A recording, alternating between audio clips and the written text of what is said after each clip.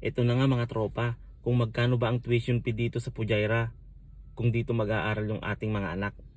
Ito nga po ay base lang sa school ni Jasper sa Royal Private English School dito po sa Pujaira.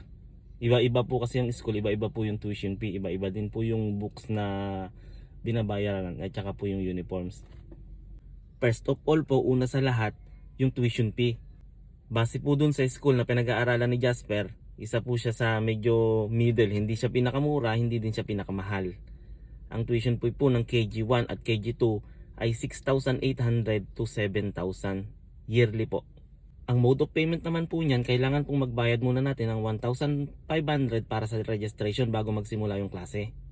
Tapos po monthly po 600 plus para po mabuo po natin yung total na tuition fee. Depende naman po sa inyo ang pagbabayad kung gusto niyo pong hulugan o kung gusto niyo pong bayaran lahat ng one time. Basta po ang mahalaga, bago po matapos ang school year ay mabayaran ng buo ang 6,500 na tuition fee.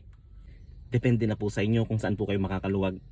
Ang pangalawa po na dapat nating bayaran bago po magsimula ang school year ay ang books, notebooks, pencil, eraser, mga ganun po yung mga kailangan ng bata na gagamitin po dun sa school.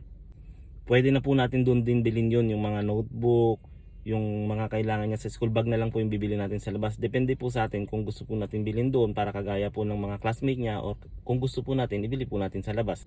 Yun po ay nagkakahalaga ng 700 to 800 dirhams po. Lahat na po yun, mga books, notebooks, lahat na po yun na kailangan niya. Mga pangkulay.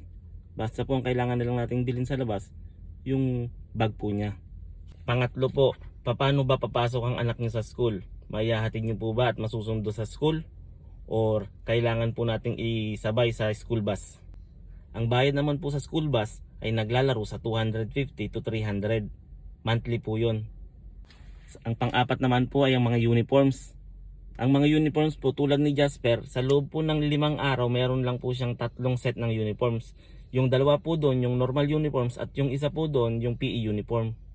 Ang bawat set po ng uniform ay naglalaro po sa 150 dirhams, kasama na po doon yung medyas.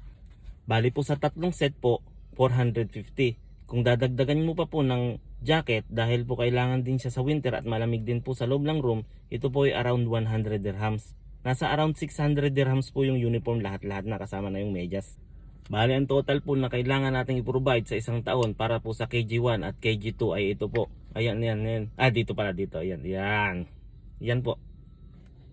Kailangan din po may dalawa siyang sapatos, isang kulay itim para dun po sa normal uniforms at yung puti naman po para po dun sa PE. Pag nakapang PE uniform po siya, kailangan po naka white rubber shoes siya. Nire-recommend din po ng teacher na ang sapatos po ay hindi po disintas, didikit po para po hindi madadapa ang bata kung sakali pong matanggal yung tali niya. Oh, yun lang po. Maraming salamat po. Ang init po. Thank you po.